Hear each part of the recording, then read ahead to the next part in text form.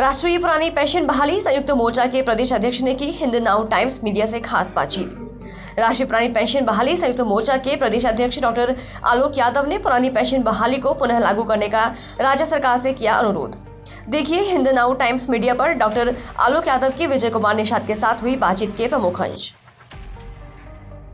मैं विजय कुमार निषाद, इस वक्त मैं मौजूद हूँ कानपुर में। इस वक्त हमारे साथ मौजूद हैं राष्ट्रीय पुरानी पेंशन बहाली के संयुक्त मोर्चा के प्रदेश अध्यक्ष डॉक्टर आलोक यादव जी, जो आगामी 12 मार्च को इलाहाबाद में होने वाली विशाल रैली के संदर्भ में कुछ बातें हमारे चैनल के माध्यम से रखना चाहते हैं। आइए उनसे बातचीत करते हैं। नमस्कार डॉक्टर साहब। ये राष्ट्रीय पुरानी पेंशन बहाली मोर्चा संयुक्त मोर्चा क्या चीज़ है, आप हमारे दर्शकों को बताएंगे?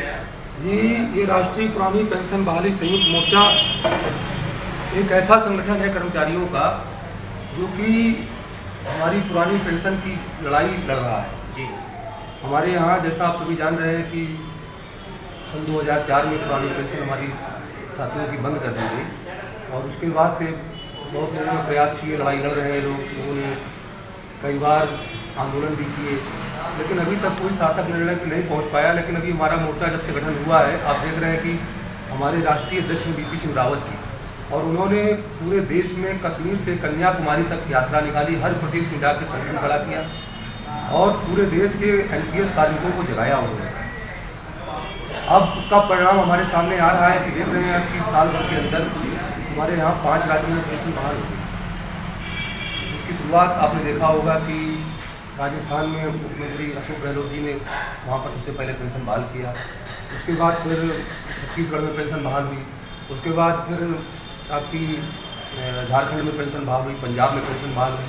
अभी हाल में आप देख रहे हैं कि हिमाचल प्रदेश में पूरा मुद्दा चुनाव का जो था वो पुरानी पेंशन पर आधारित था और नतीजा उसी हिसाब से आया जैसे उन्होंने उम्मीद की कि पुरानी पेंशन के नाम पर सरकार गठन हुआ और उसके बाद उन्होंने पहले कैबिनेट में वहाँ पर पेंशन को बहाल किया।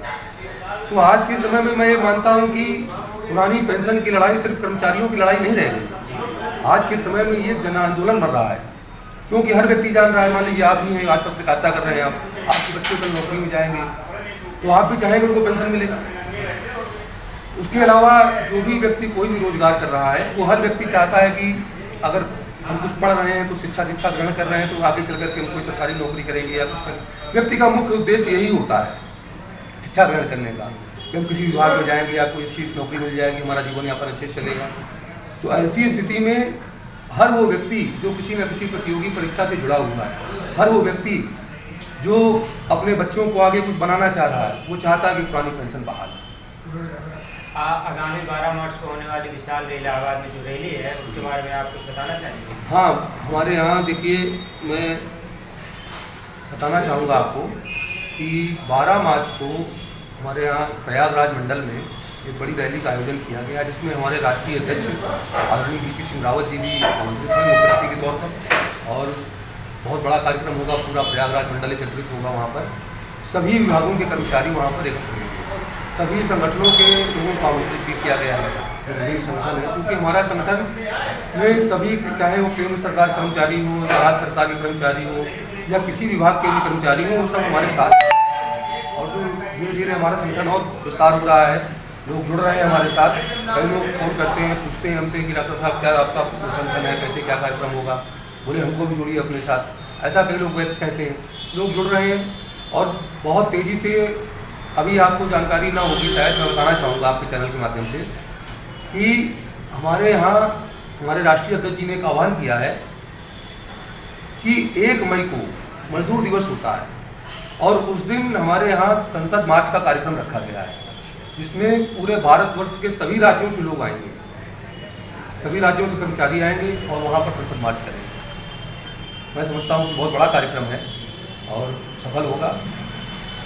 अच्छा, आगामी 12 मार्च को प्रयागराज मंडल में होने वाली रैली के माध्यम से आप राज्य सरकार, केंद्र सरकार से क्या अपेक्षाएं रख रहे हैं, क्या मांगे करेंगे आप? देखिए, हमारे राष्ट्रीय पुरानी पेंशन बहाली संयुक्त मोर्चा यानी लोकहित national old pension federation United front का सिर्फ एकमात्र उद्देश्य है, सिर्फ एक सूत्री मांग है हमारे पास कि पुरानी पेंशन बहाल हो। इसके अलावा हमारे संगठन के पास दूसरी कोई मांग नहीं है, दूसरा कोई मुद्दा नहीं है। हमारा संगठन सिर्फ एक मांग के लिए संघर्ष कर रहा है और चूँकि हम इसके लिए मांग रखेंगे, जो हमारी सरकारें हैं, उत्तर प्रदेश सरकार हो या हमारी भारत सरकार हो, हम अपने आदरणीय मुख्यमंत्री जी से मांग करेंगे, हम अपने आदरणीय प्रधानमंत्री जी से मांग करेंगे। और क्योंकि मुख्यमंत्री जी से मांग मैं पहले करूंगा, इसलिए करूंगा, मैं उत्तर प्रदेश राज्य का कर्मचारी हूँ। और दूसरी बात कि हमारे मुख्यमंत्री जी, जिन्होंने जब ये विपक्ष में हुआ करते थे और गोरखपुर से सांसद हुआ करते थे, तो इन्होंने तत्कालीन प्रधानमंत्री डॉक्टर मनमोहन सिंह जी को एक पत्र लिखा था, जिसमें इन्होंने हमारे सभी कर्मचारियों की पेंशन बहाली के लिए मांग की थी। तो जब आप विपक्ष में थे, आपने उस समय के प्रधानमंत्री से मांग किया, तो आज तो आप डबल इंजन सरकार में बैठे हुए साहब, तो आज आपकी जिम्मेदारी ज़्यादा बनती है कि आप अपने उस पत्र को संज्ञान में लें जो कि आपने प्रधानमंत्री जी को लिखा था, और उस पत्र को संज्ञान में लेते हुए हम सभी कर्मचारियों की समस्याओं को दृष्टिगत रखते हुए और इस बात पर विचार करते हुए कि जब हमारे यहाँ इस बात पर चर्चा होती है कि एक देश एक संविधान होना चाहिए, एक देश एक सिस्टम होना चाहिए, एक देश एक व्यवस्था होनी चाहिए, तो एक देश एक पेंशन भी होनी चाहिए।